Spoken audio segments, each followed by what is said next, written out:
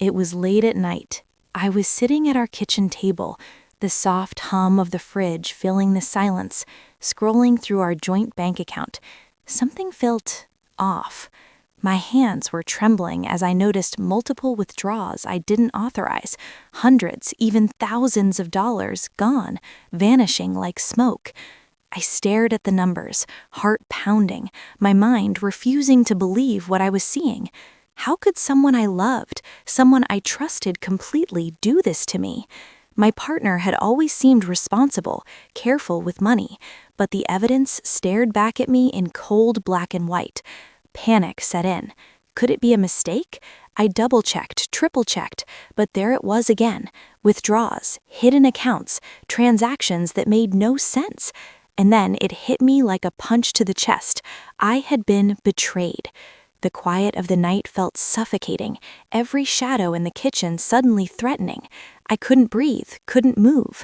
I knew I had to act fast, but carefully. One wrong move and this betrayal could escalate into something irreversible. I needed proof, and that's when I decided, I will uncover the truth, gather evidence, and expose this secret for everyone to see. I remember the exact moment I started feeling that knot in my stomach. It was one of those mornings where you wake up and everything seems normal, but somehow something feels off. I was scrolling through our bank account, not for the first time, honestly, but today something clicked. The numbers didn't add up. There were withdrawals I didn't recognize, transfers I didn't authorize, and just like that, my trust in Alex, my partner, started to feel shaky. Alex had always been the responsible one, the kind of person people told you can trust him with your life. He handled our bills, our savings, always seemed on top of things. That's why this feeling of unease hit so hard. I mean, I had never doubted him before, not once. But there I was, staring at numbers on a screen and realizing that maybe, just maybe, he wasn't being honest. At first, I tried to convince myself it was nothing. Maybe it's a mistake, I thought. Banks mess up sometimes. I told myself I was overreacting, but my gut wouldn't let me ignore it. Something didn't feel right. I started remembering little things, odd behaviors over the past few months. The way he'd quickly close his laptop when I walked in, the small charges he brushed off casually, the time he insisted on handling certain bills himself. I had shrugged them off before, but now, when I looked back, everything seemed like a warning I didn't hear. I sat at the kitchen table, coffee in hand, trying to piece it together. My mind was racing. Could I be wrong? No, I knew I wasn't. There was a pattern emerging, and with that realization came a strange combination of fear, anger, and sadness. Someone I loved, someone I trusted completely, had been hiding something from me. And worst of all, I had no idea for how long. I wanted to confront him immediately, but I knew better. I had to stay calm. I had to think clearly. Acting on emotion would be a mistake. I needed evidence, solid proof before I did anything. That thought made my chest tighten, but it also gave me purpose. I wasn't going to sit there feeling betrayed without a plan. So I started making notes. Every small incident that had seemed insignificant before, every charge, every explanation he gave that felt off, I wrote it down. Each one made the picture clearer. Each one confirmed what I was beginning to suspect. I wasn't imagining it.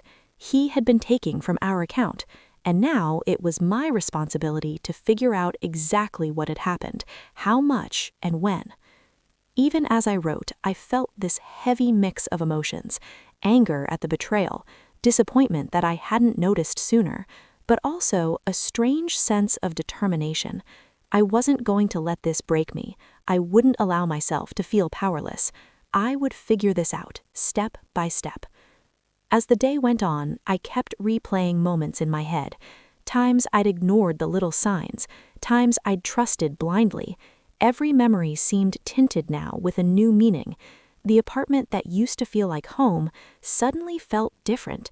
Every corner, every object, even the small things I'd taken for granted, like the stack of papers he left on the desk, started to feel like clues.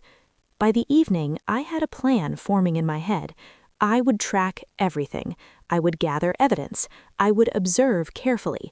And when the time came, I would confront him, not with emotion, but with proof. This wasn't just about the money. It was about respect, about trust, about reclaiming control over my life. I realized something important. I couldn't let fear or hurt guide me. I had to act logically even while feeling all the things I was feeling. And so I sat there, notebook open, heart racing, mind sharp, ready to take the first careful steps toward uncovering the truth. Because once I started, there was no going back. I had to know. I had to protect myself, and I had to make sure that no one else could ever take advantage of my trust like this again. It started with the little things. Tiny, almost unnoticeable at first. A missed payment here, a charge on the bank statement that didn't make sense, a receipt I hadn't seen before. I brushed most of them off, convincing myself I was imagining things. After all, Alex had always been responsible. He was the one I trusted completely with everything, our finances, our plans, our future. And yet, slowly, an uneasy feeling started creeping in, whispering that something wasn't right. I remember the first moment that truly unsettled me. I had gone to check our joint account while Alex was in the shower, and my stomach sank when I saw a transaction I didn't recognize. It wasn't huge, just a few $100s, but the timing made no sense. I stared at it for what felt like forever, trying to rationalize it. Maybe it was a mistake. Maybe it was an automatic subscription we'd forgotten about. But the more I looked, the more I realized that something about it didn't feel right. Over the next few days, my brain started noticing patterns I had ignored before. Little inconsistencies in Alex's stories, sudden defensiveness whenever I asked a simple question, or a subtle avoidance when I glanced at his phone. It was like all these small things were puzzle pieces, and for the first time, I started seeing the picture they formed. My stomach churned every time I tried to push the thought away, but I couldn't. One evening, I tried bringing it up casually. I said, "Hey, I noticed this charge. Do you know anything about it?" Alex looked at me, startled, then laughed lightly, like it was some joke I wasn't in on. "Oh, that? Just a mistake. I'll fix it," he said. But I noticed the quick flicker of something in his eyes, something almost like panic. My chest tightened and my mind raced. I told myself not to overthink it, but that small flicker stayed with me, like a shadow in the corner of a bright room. I started keeping a mental note of every odd behavior, the times he suddenly became secretive about his phone, the moments he hurriedly closed tabs or changed the subject when I asked about finances, even the tiny sighs, the micro expressions, things that most people would never notice, but now I did. My mind was hyper alert, scanning every gesture, every sentence, every glance for signs. And with each passing day, that uneasy feeling grew stronger. Sleep became difficult. Every time I closed my eyes, I replayed the moments in slow motion, wondering if I had missed something. I thought back to months ago, to the subtle signs I had dismissed as nothing: late-night withdrawals, slight discrepancies in bills, strange excuses. It was maddening to realize how obvious it all seemed now, and yet I had ignored it because I wanted to believe in Alex, in us, in the life we'd built together. I also started noticing how my own reactions had changed. I would feel this knot in my stomach whenever he came home late or when he brushed off my questions. I felt paranoid, like I was constantly walking on eggshells. But that paranoia wasn't irrational. It was alertness. It was my intuition screaming at me, trying to protect me from something I didn't want to see. Then came the moment I knew I had to act. I saw a pattern of withdrawals that didn't match any bills or expenses we had. The amounts were small at first, almost as if testing the waters, but the frequency was increasing. My chest tightened, and I felt this surge of determination. I couldn't ignore it anymore. I needed to know the truth, no matter how painful it might be. I started my small investigation. I created a log noting down each transaction, the date, the amount, and any explanation I could find. I compared it with receipts, credit card statements, and anything else I could access. Each entry was another piece of evidence, another confirmation that something was very wrong. And with each discovery, my resolve strengthened. I also started observing Alex more closely, not in a creepy way, but carefully, like someone who senses danger. I paid attention to his routines, his habits, and how he responded to questions about money. There were small slips, tiny moments where I caught him off guard, a flicker of irritation, a hesitation, a detail that didn't match up. It was like all these small things were puzzle pieces, and for the first time, I started seeing the picture they formed. My stomach churned every time I tried to push the thought away, but I couldn't. Even during casual conversations, I started reading between the lines. Casual comments that once seemed innocent now felt layered with intention. I noticed when he over-explained things, when he deflected, when he got defensive for no reason. My trust was eroding, slowly but undeniably. And with each passing day, I realized I couldn't just wait and hope for a mistake. I had to prepare for confrontation. But first, I needed proof. By the end of the week, I had enough to confirm my suspicions. The evidence wasn't just circumstantial anymore, it was concrete. There were patterns, discrepancies, and behaviors that pointed to deliberate actions. I felt a mix of relief and dread. Relief that I wasn't imagining things, dread for what would come next. How would I confront him? Would he deny it? Would this break us completely?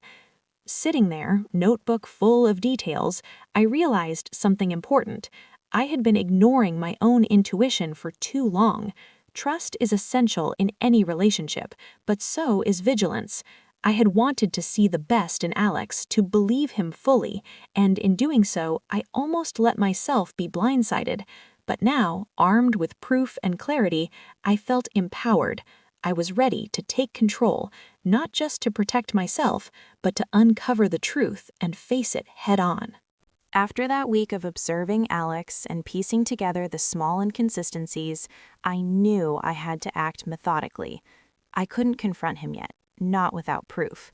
My gut told me something serious was happening, but my brain reminded me I needed concrete evidence. So I started like any careful person would, quietly, subtly, without raising suspicion. I began by reviewing our bank statements in detail. Every transaction, every charge, every transfer. I kept a notebook and wrote down dates, amounts, and the descriptions that didn't match anything we'd discussed. It felt like detective work, and honestly, it was exhausting, but I was determined. I realized that ignoring this would only let the situation get worse, and I couldn't afford to lose control over our finances or my trust in myself. Then I started paying attention to his phone and laptop habits, not invading privacy, just noticing patterns. He always had his phone on him, often screen locked, and that had always been fine. But now I noticed he would quickly swipe to another screen whenever I walked in, or hurriedly clear browser history. At first, I chalked it up to him being private, but combined with the financial discrepancies, it felt like warning bells. I made notes of times and dates, the context, the excuses he gave. Little by little, a picture started forming. Next, I tried to test the waters without tipping him off. I asked casual questions. Did you make this payment? I didn't see this deposit. What's it for? He always had a quick answer, but I noticed the patterns. Slight pauses, vague explanations, and sometimes a small sigh that betrayed him. Every small reaction was logged in my notebook, every slip added to the puzzle. Then came the more deliberate evidence gathering. I printed out statements, took screenshots, and cross-checked them with receipts and emails. I looked for patterns in spending that didn't match our normal behavior, like frequent small withdrawals, odd purchases, or transfers to accounts I didn't recognize. Each discovery brought a mix of anger, sadness, and resolve. I kept telling myself, this is not personal. This is protecting yourself. I also reached out to a few of our mutual contacts subtly, not accusing anyone, just asking casual questions that could help clarify the picture. Were they aware of any unusual behavior? Did they notice anything strange in transactions or plans? Every bit of input, no matter how small, helped build the case. I felt like a private investigator in my own life. What really helped me stay grounded during this investigation was keeping emotions in check. I felt hurt, betrayed, angry, frustrated, but I couldn't let them cloud my judgment. Every slip, every odd behavior had to be noted and verified before I drew conclusions. It was exhausting, mentally and emotionally, but I knew it was necessary. There were moments where doubt crept in. I questioned myself, wondering if I was being paranoid. Maybe I'm overreacting, I thought. But then I reminded myself of the facts, the irregular transactions, the vague explanations, the patterns of secrecy. They spoke louder than my fears. I had to trust my instincts, but I had to back them up with evidence. By the middle of the week, I had compiled a timeline of every suspicious transaction and behavior. Each entry was detailed: date, amount, location, explanation given, and my notes on his reactions. It was becoming undeniable. The pattern was clear, and I realized that this wasn't a one-time mistake, it was deliberate. My trust had been violated, and it wasn't going to be fixed by excuses. I even started keeping track of his routines at home. When did he check his accounts? When did he step out unexpectedly? Small habits that seemed normal at first began to reveal the truth. There was a method to his actions, a rhythm that indicated planning. It was unsettling to realize how calculated it all was, but it also reinforced the need for careful, controlled confrontation. Every night I reviewed my notes, organized the evidence, and planned my next steps. I wanted to make sure that when the time came, I would have an airtight case. This wasn't just about money anymore. It was about accountability, honesty, and reclaiming my own sense of security. I couldn't let emotions take over, but I couldn't ignore them either. They were my compass, guiding me to uncover the truth without losing myself in the process. By the end of the week, I had a full record: transactions, behavioral patterns, inconsistencies, and minor confessions that slipped out in conversation. I felt a strange mix of exhaustion and empowerment. I had uncovered the truth in a quiet, patient way, and now I knew what I had to do next. I wasn't just going to confront Alex, I was going to present undeniable proof, hold him accountable, and make sure he couldn't deny the reality. That week of investigation taught me more than just the truth about Alex. It taught me about patience, vigilance, and trusting my own instincts. Most importantly, it reminded me that in situations like this, preparation is everything. You can feel betrayed, hurt, and angry, but the key is to act wisely, to gather facts, observe patterns, and ensure that when you finally confront the situation, you do it with clarity and control. And as I closed my notebook that Friday night, I realized I was ready. I had the evidence, I had the timeline, I had the understanding of his habits, patterns, and intentions. The next step would be confrontation, but this time it would be on my terms, with proof I couldn't ignore. And that gave me a strange sense of calm amidst the storm, because no matter what happened next, I knew I wasn't powerless. I had prepared, I had observed, and I had uncovered the truth. The day finally came when I couldn't wait any longer. My notebook full of evidence lay on the kitchen counter, pages stacked and meticulously organized. Each entry a testament to the careful observation, the sleepless nights, and the gut-wrenching realizations. I knew confronting Alex without this evidence would be pointless. I needed clarity, proof, and control. I found him sitting on the couch, scrolling on his phone like nothing was wrong. The casualness in his posture made my blood boil, but I kept my composure. I took a deep breath, feeling the weight of the last few weeks pressing down on me. "Alex," I said, voice steady, "we need to talk." His eyes flicked up briefly, masking surprise with a quick smile. I didn't start with accusations. Instead, I went chronologically, calmly laying out the irregularities, the unexplained transactions, and the moments that didn't add up.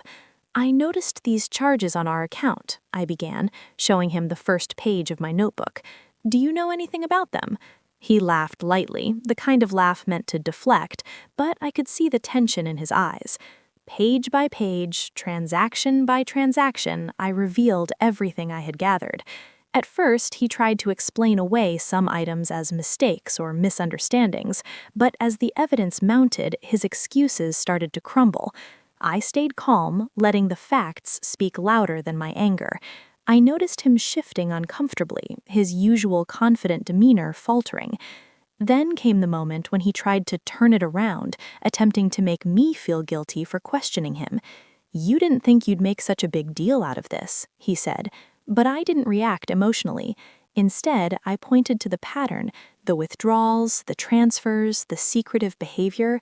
"It's not about one transaction," I said. "It's about the pattern, and the pattern tells me the truth."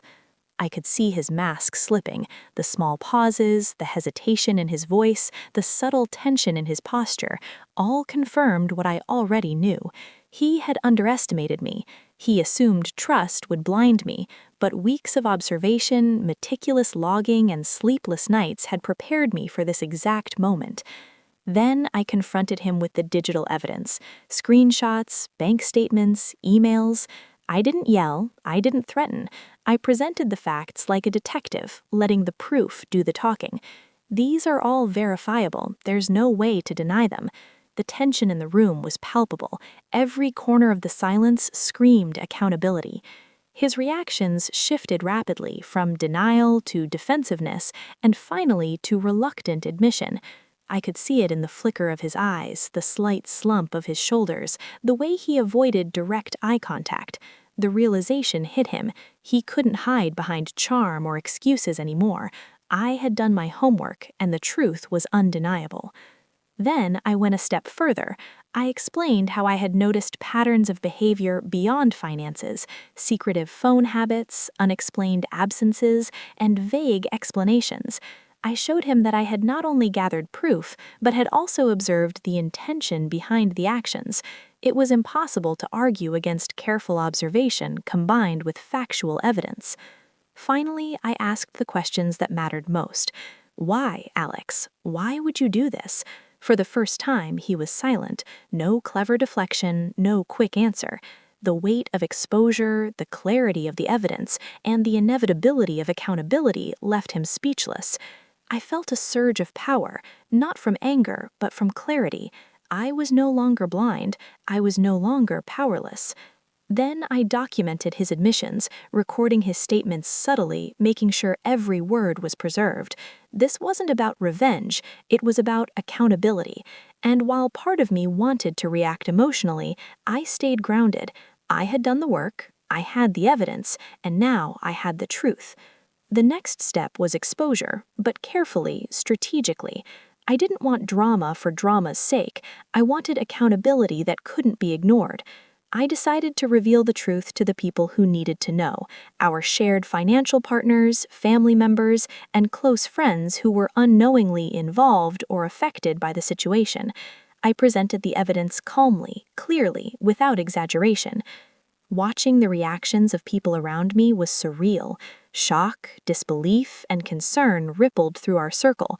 Some were angry, some were sad, some felt betrayed themselves. And in that moment, I realized something important. Exposing the truth wasn't just about confronting Alex. It was about reclaiming my own agency, my own sense of control, and setting boundaries that had long been ignored. After the exposure, I took a moment to reflect. I felt a strange mix of relief and sadness. Relief that the truth was out, that accountability had been established. Sadness for the betrayal, the trust broken, and the time lost. But I also felt empowered. I had navigated a situation that could have easily spiraled out of control, and I had done it with patience, precision, and integrity. Finally, I established clear boundaries. Financial accounts were separated, responsibilities clarified, and communication protocols set. Alex understood that trust would need to be rebuilt, if at all, under strict conditions. I realized that confronting wasn't the end of the story, it was the turning point, the moment where control shifted, clarity was restored, and accountability was undeniable. Looking back, the experience taught me invaluable lessons. Trust is precious, but vigilance is necessary. Intuition is powerful, but evidence is irreplaceable. And confronting deception requires courage, preparation, and patience. The truth, when revealed carefully and intentionally, can be liberating even when it comes at a personal cost. By the end, I felt a sense of closure, not just because Alex had been exposed, but because I had proven to myself that I could navigate betrayal with integrity. I had taken control of the narrative, protected myself, and established boundaries that would safeguard my future. The ordeal left scars, but it also left strength, a strength born from vigilance, preparation, and the courage to face the truth head-on. After the confrontation and exposure, the house finally felt quieter. But it wasn't peace, it was the calm after a storm. Alex had left the room, muttering apologies that sounded hollow even to him. I sank into the armchair by the window, the notebook of evidence lying open on the coffee table, and just exhaled. The adrenaline that had kept me sharp for weeks started to ebb, replaced by exhaustion, a weight settling in my chest that I hadn't realized I'd been carrying. The first thought that hit me was, now what? Confronting someone, even successfully, doesn't magically fix the emptiness left by betrayal. It doesn't undo sleepless nights, doesn't erase the anxiety, the suspicion that had gnawed at me constantly. But what it does do is something far more powerful. It restores control. And I realized that control is more valuable than the comfort of ignorance. Over the next few days, I had to navigate a delicate balance. I wanted to talk to friends, family, and colleagues who had been caught in the fallout, but I also needed space to process my own emotions. Every conversation started cautiously, me testing their reactions, ensuring they were ready to hear the truth in its entirety. Some were shocked. Others relieved that someone finally spoke up, and a few were angry at the betrayal they hadn't seen coming.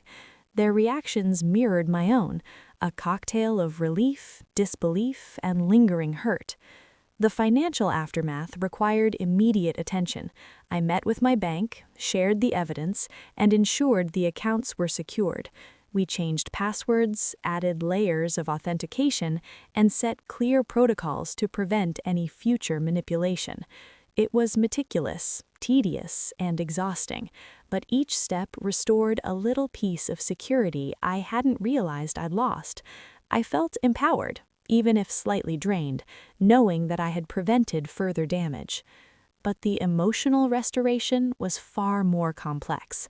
I spent hours reflecting on the warning signs I had ignored, the moments I had brushed off as harmless, and the times I had chosen trust over suspicion.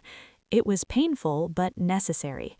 I wrote in my journal, not just documenting events, but capturing my feelings, my doubts, my growth. Writing became therapy. Every word on the page was a step toward reclaiming my sense of self, a reminder that my intuition had been right, and that acting on it, though terrifying, had saved me. One evening, I took a walk through the neighborhood. The sun was setting, casting warm light over familiar streets. Children played in the yards, couples strolled hand in hand, and life seemed deceptively ordinary. I realized that betrayal often happens in quiet spaces, behind closed doors, in seemingly ordinary routines, and the recovery, the restoration, happens in the same way, through small, deliberate actions, through rebuilding trust in oneself before extending it to others. I also reflected on the impact of exposure. Friends who had previously been caught in the middle now understood the truth, and their support became a buffer against lingering anxiety. I saw patterns in their responses. Some had suspected, some had ignored signs, but all were relieved to have clarity. That clarity, I realized, was priceless. It wasn't about shaming Alex, it was about ensuring that the truth was known, that accountability existed, and that trust could be rebuilt on a foundation of honesty. Another important aspect was forgiveness, not for Alex, not yet, but for myself. Forgiveness in this context meant accepting that I had been deceived, understanding that it wasn't my fault, and allowing myself to move forward without carrying bitterness as a constant companion. I journaled about the lessons I learned: vigilance, preparation, patience, and the courage to act when intuition and evidence align. In the weeks that followed, I implemented safeguards in every aspect of my life. Financial, emotional, and relational boundaries were strengthened. I realized that betrayal is not only an act of dishonesty, but also a test of resilience. How one responds, how one recovers, defines not just the outcome, but also personal growth. I sought counseling to process residual emotions and joined support groups to hear stories from others who had faced deception in close relationships. Their experiences validated mine and offered new perspectives on rebuilding trust. I also took proactive steps to rebuild my life. Hobbies I had neglected, friendships I had sidelined, and passions I had postponed were revisited. Cooking, painting, long walks, and reconnecting with old friends became rituals of restoration. Each act, no matter how small, reaffirmed my independence, my strength, and my ability to create joy despite past betrayals. In closing, the aftermath of exposure is a journey, a mix of relief, grief, empowerment, and reflection. It's about reclaiming control, understanding patterns, and restoring balance in life. It's about building resilience, learning from mistakes, and choosing integrity over convenience. And most importantly, it's about trusting oneself enough to navigate the aftermath with grace, courage, and clarity. As I write this, I feel a sense of peace that wasn't there before. The betrayal didn't define me. The exposure didn't just reveal Alex's deception, it revealed my strength, my patience, and my capacity to act decisively in the face of adversity. And for that, I am grateful.